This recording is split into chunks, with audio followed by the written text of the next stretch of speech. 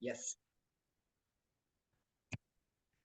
Hello, everybody. Thank you for tuning in. Another session. Hi, Fabian. Hi, Kishin. Okay, so today we're talking about the nature of consciousness, right?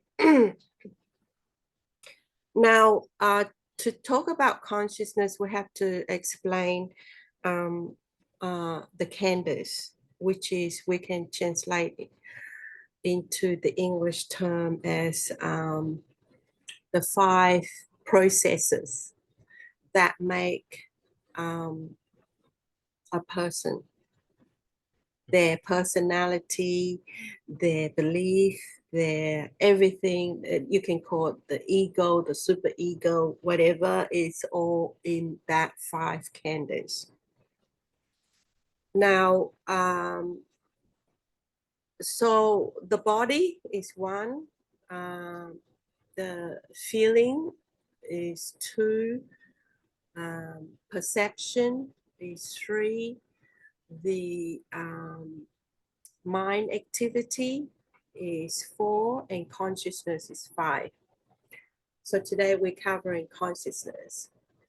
Now, consciousness is very interesting. Like, I was trying to also get a grip on this understanding while I was learning, and it's very hard because you gotta remember that a moment in reality or a mind moment is like nanosecond. There's no way we can distinguish one moment to the other. And one moment is dependent on the other and leading to the next. So they never in and of itself, right? The same thing with consciousness. Nothing exists in and of themselves. That's why it's called the nature of non-self, because nothing is in and of itself, right? Nothing exists by itself, separated from everything else. So consciousness, the same consciousness, actually there is 6 types of consciousness, right? Because we have 6 senses. We have 5 senses in the body, right? So the eyes, the ears, the nose, our taste, our touch, that's 5. And the other sense is the mind, right? So there are experiences where, in whether it's in meditation, outside meditation, or just in ordinary life, where the eye can see, right?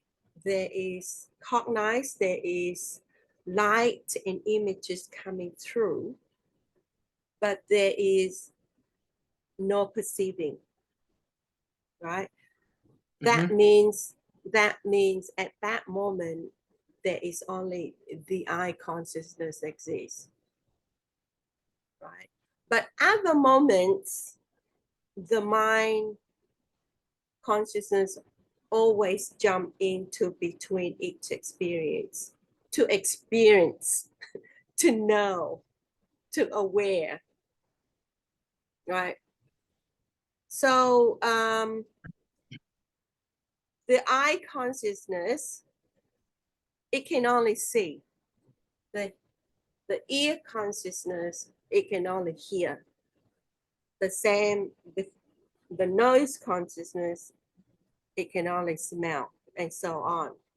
But the mind consciousness would want to come in and know things, right? It it jump in between all the other experiences.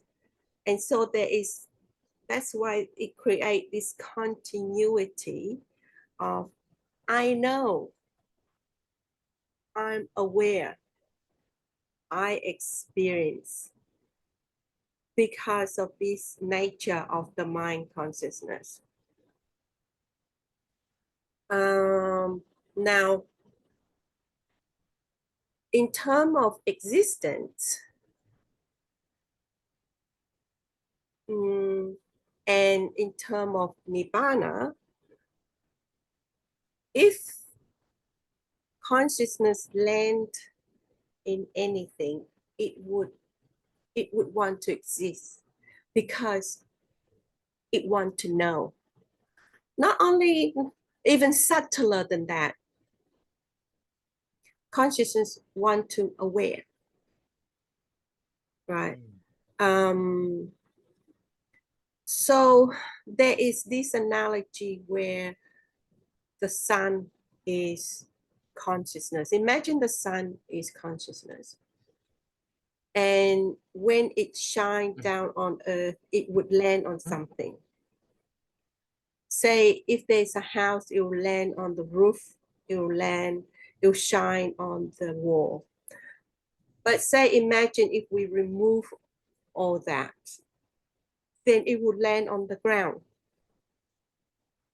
And if you remove the ground, so that means remove the whole earth, then it would land on something else. It will land on the next planet.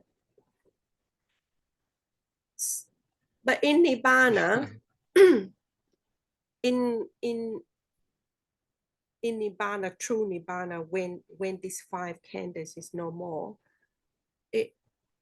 there is nothing to shine on anything. Right? Yeah. It's very tricky to understand the state of Nibana, but in a living person, that state is very hard to understand. But what happened when a person stopped to exist, or the 5 candles die, then well, you can't really say anything anymore, right? But there won't be any more consciousness landing on anything. So, but the candles doesn't, they don't die really, right? Because they're still functioning. So but the connection towards them is death, so to speak, right? Are you talking about what state? Yeah, when you say that, you know, if the consciousness like is just sort of released, so there's the 5 candles gone, like the 5 candles die, right? Yeah. But the 5 candles for a person, even like a Okay. person alive, being Die, yeah. enlightened, being an arahant, so the 5 candles still work, but the thing is that there is not really such a string anymore, or attachment, or that the person being know, they know, okay, this is 5 candles, but it's not me, right? No, it's not like that. There is the 5 candles operating, like I said, like think of the onion again. The 5 candles is all these layers, right? It's operating. There's 5 process, which make a person a personality. Yes. They still have likes and dislikes. They still have anger, perceivably anger and joy and laughter. And it seems like attachment, but the center is empty, right? So there is the center of the onion, and then there is the layer of the 5 candles existing at the same time. So you can't say that there is a sense of self somewhere and there's no string. That's not the right understanding. There is no person, and there is no string, right? There is just an emptiness, and then there is the candles still operating. That's why it's still existing, a person still live. Yes, yes. If the five, That's what I meant. mm. Yeah. So in that case, you already see the consciousness. You know whether a person would reincarnate again or not. That person can only tell, right? You need a superpower to recognize that, to see that in another person. Maybe in the way Great they topic talk. we can talk about. Yeah, maybe in the way they talk, or maybe in the way they behave. But in terms of their state of mind, you won't be able to detect it. But the person would know whether they would reincarnate or not, because of this emptiness, this center of the onion. Yes. So I have a few questions to that, except if you're not finished yet, so I can patiently Yeah. wait. So far we're talking about consciousness in the body, right? So when you meditate and you transcend or temporarily transcend the body, when I say the body, including the breath, so the breath might seemingly stop also, then your consciousness is liberated. It's free to expand. And when it expands, now we are into the arupa jhana. When it expands, there is phenomenal bliss, right? It will be the first time you experience feeling that is not in the body, a feeling that is totally in the mind, right? And when that feeling coupled with the consciousness expanding, then that bliss is now phenomenal, because it keep expanding, it's keep getting bigger and bigger, and it doesn't stop. Do you get what I mean?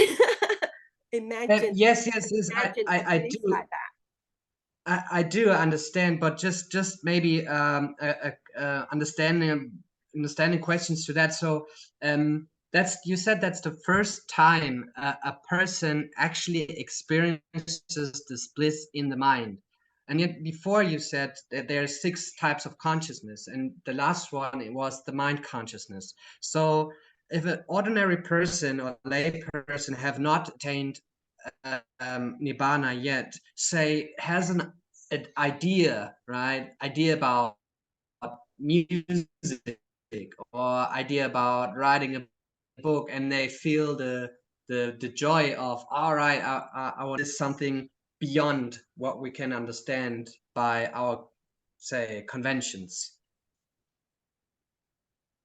You know what I mean? So you're saying how a normal person can understand the expansion of consciousness? No, like you said, like that's, you said that's the first time that a person experiences bliss in the mind, because the body is gone, right? Yeah. So But in order for a person to experience feeling that isn't in the body, they have to transcend the body. Maybe they're able to experience that when they're in coma, when they don't feel the body, or when they're not in the body, or or asleep maybe, and you dream. um dream is still rupa, because there's still light, there's still vision. You're not in arupa yet, you're not in the immaterial yet, right? Ah, And okay, I get what dream you mean. Okay. and dream is also a dream is in a state of mind, right? When you are talking about the nature of consciousness, it's not a realm, it's not a dream, realm. It's not a realm anywhere. It is your state of consciousness. It's your state of mind. That's another interesting thing to cover, the difference between a realm and a state of mind. Definitely. I just note that down. So yeah, we have some more logs to feed the fire of Dhamma. Yeah, so the mind consciousness, when it is liberated from all the senses, that's why in order for us to know untapped potential or untapped territory or untapped aspect of ourself, people can call it true self, then we have to find ways that consciousness can be released, right? And it can only be released if it isn't attached to the senses of the body, because we spend so much time in the body. So the mind is spending a lot of time mingle with the body and its senses and get the pleasure from there and get the food from there. So in order to release our consciousness, need to learn transcendence. We have to learn different way of happiness so that the mind consciousness able to be content with the gradual cessation, so to speak. And then it will get to a rupa where it can be free to expand. And when it expands, people will experience oneness, the universe. But when I hear oneness and universe, it's more like realm. It's more like they actually see something and experience something, you know. But when your mind, when your consciousness expand, you just feel bliss. Like you don't feel oneness. You just feel it continuously expanding, and it doesn't want to stop. Wow, that's such a like I feel great if just by you saying that is kind of like yeah, that expansion in such a level in an infinite level is actually sort of possible, right? So like for normal people it's like impossible to even go beyond the thought that, you know, consciousness I don't know, is apart from the body, right? So It's possible. It's possible for everybody. It's just about knowing that it is possible. That's the first thing. To realize that it is impossible or to realize that it doesn't exist is already an obstacle. So just to realize that in us there is the universe. We are multiple dimensional being. We to think that we are separate and totally earthbound is already an obstacle. It's already a limitation. I see. So just a quick question jumping in here. So do you know, or can you explain to the audience a specific way to learn that or to experiencing that? Like we've now covered probably the first one, actually saying faith, like, or having trust that such a thing, expansion, infinite expansion of the consciousness is possible. But do you know, like, how would this learning curve would sort of go on? So what would be the next step after believing, okay, it is true that the consciousness can okay. expand? It's okay to have faith and trust, but there must be a healthy amount of critical thinking in a healthy amount of skeptical, the investigation mind. I totally don't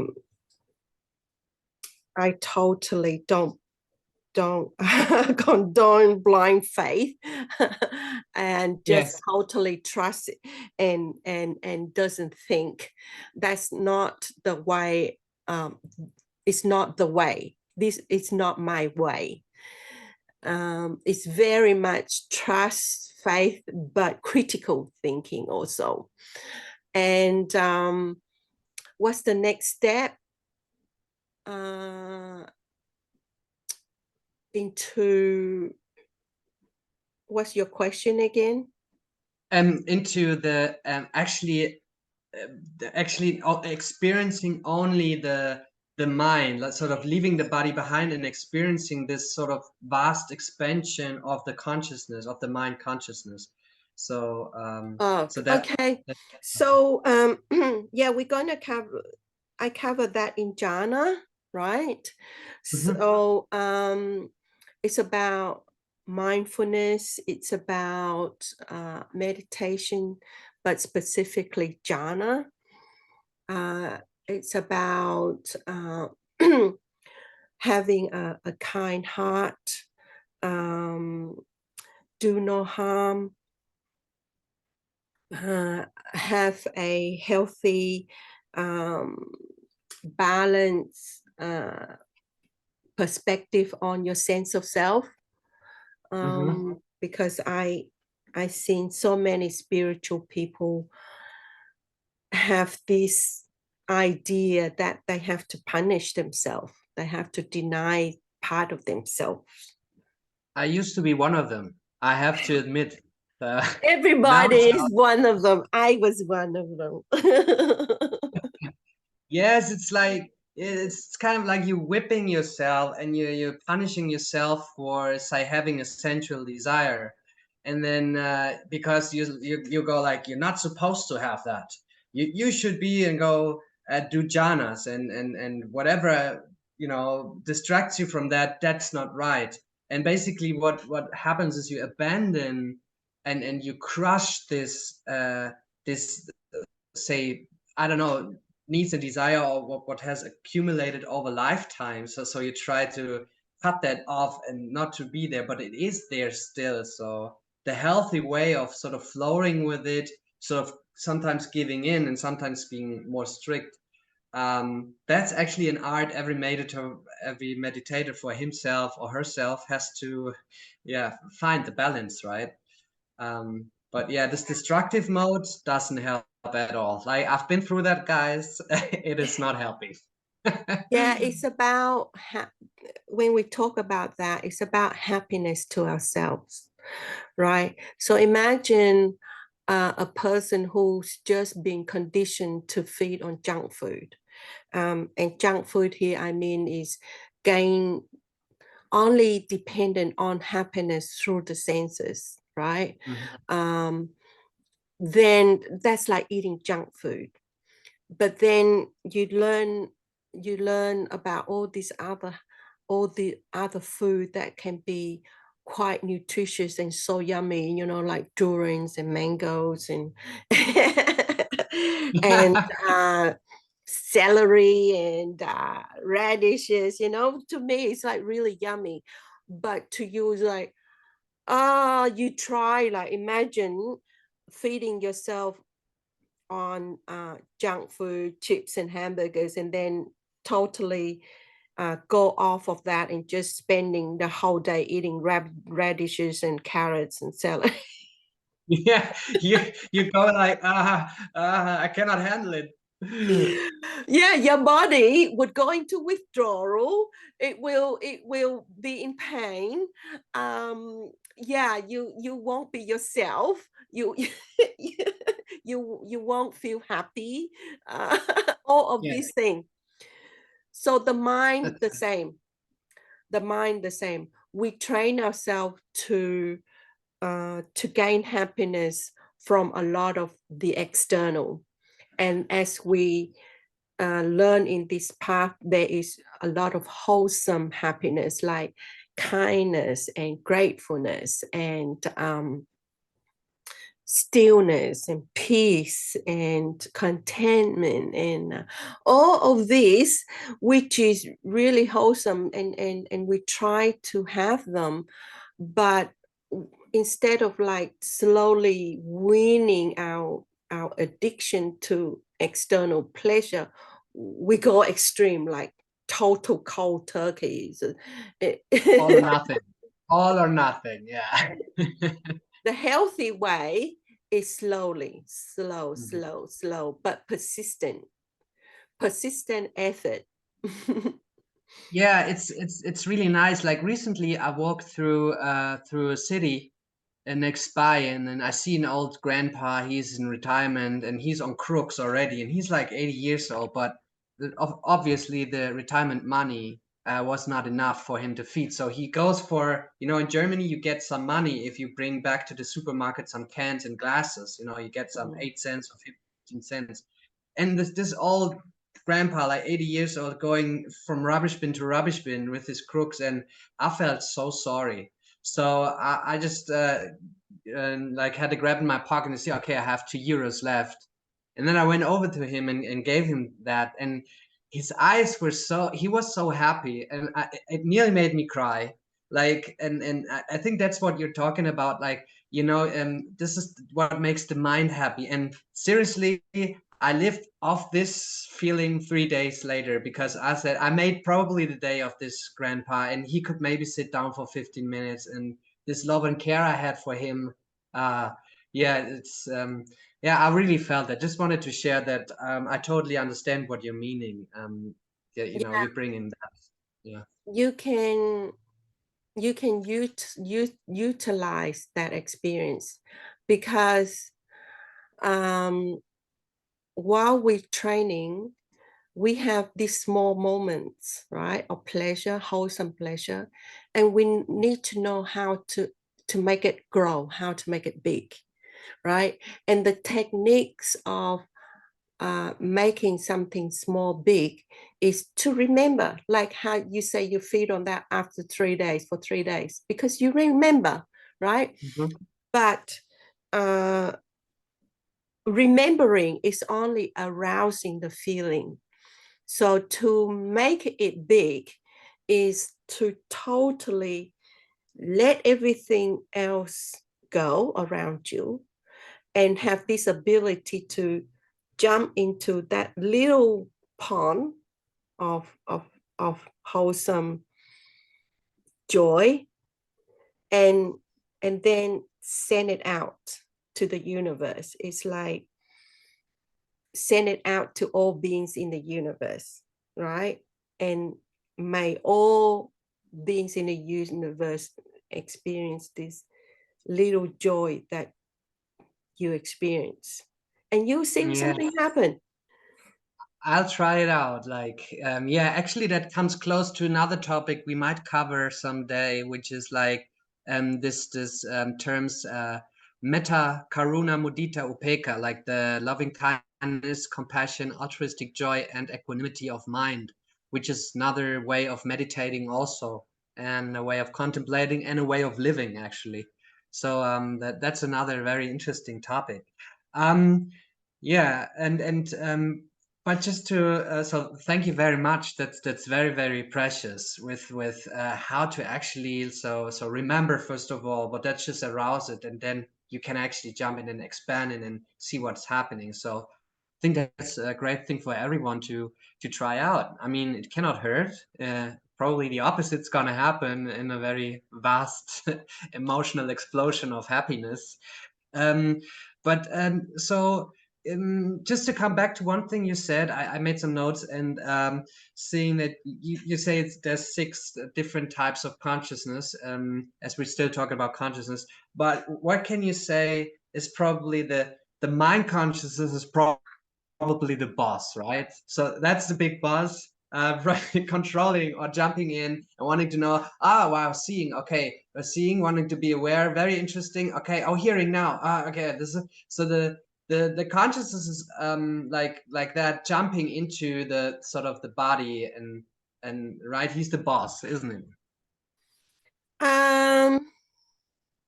It's not that he's the boss, it's just that is the nature of the mind consciousness. Each nature obey its law of nature, right? For example, the eye consciousness can't hear, it can't smell. That's because of its nature. It dependent on the eyeball. You know, it depends on the pupil and the eyeball. It's the same with the ear consciousness. It depends on the eardrum and the ear to exist. But the mind don't realize, don't depend on the senses, because we think the mind is located somewhere, Okay. when it is not located in the body. Yeah, the mind can be in the body. It is in the body. It's in every cells. It's in your eye. It's in your ear. It's in the body, but it's not of the body. It doesn't depend and locate anywhere. That's why its nature is that it can experience everything. Because when you transcend, you realize the mind consciousness can be very big. It can even experience the universe, let alone the eye, the ear, and the nose. It can Yeah, that experience sounds. the universe. It Yeah, can that. Yeah. it can remotely experience somebody over the other side of the world. So the psychic power is in the mind Yes. consciousness. That's very interesting. Psychic powers. So maybe one day we might even talk about those. And yeah, it's very interesting. Like for me, it always accompanied me on my path. I see we have not so much time left. Okay, but so basically, so if the mind consciousness would be somewhere else, say like thinking about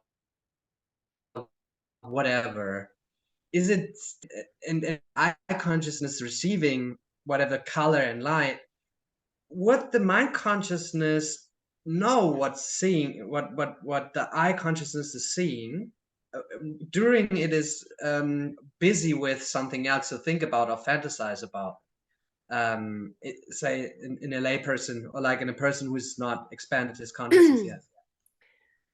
So you got to understand that a mind moment is only one moment at a time, right? To say that a mind can experience something while it's doing something else, it means that it can be at two places or doing two things at the same time.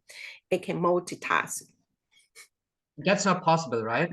No, but in terms of reality, only one moment exists at the time. It might be so fast that it seems like it's multitask. It can see thing and it can think thing at the same time. But really, if you really slow down to the nanosecond of a mind moment, then it is only one moment at a time. So That's while really. a mind moment is jumping in and experience what the eye is seeing, it can't think at the same time. That's why it's so crucial to train ourselves to be present in the body, because then we can't be in the mind.